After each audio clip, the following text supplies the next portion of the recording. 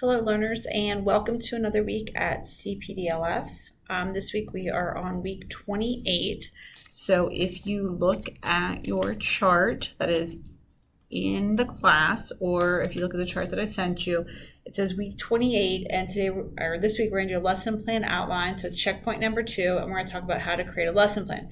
So the last few weeks you've been looking through and gathering resources, getting information about your topic.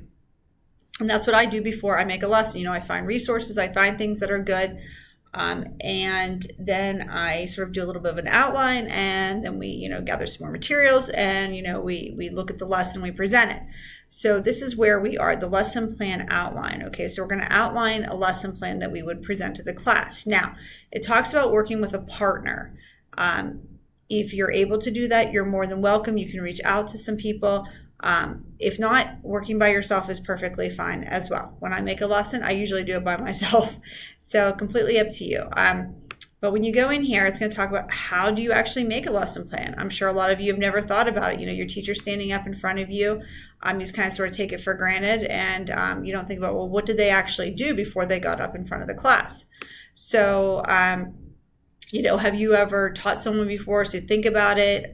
Pick a skill that you might know a lot about. How do you go about teaching it to someone?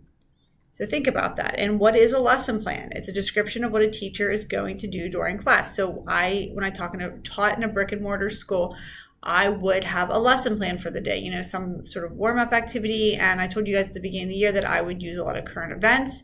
So that might be something that you could throw in pertaining to your lesson. Maybe it falls in with the Tang Dynasty or something. I always tried to, pull things from now, present day, and, even if I was talking about the past, so that they could connect to them. Specific goals, what do you want other learners to know? What will students do to reach the goals? And, how are you going to make sure they met these goals? What kind of assessment are you going to give them? It doesn't necessarily have to be a quiz or a test or anything like that.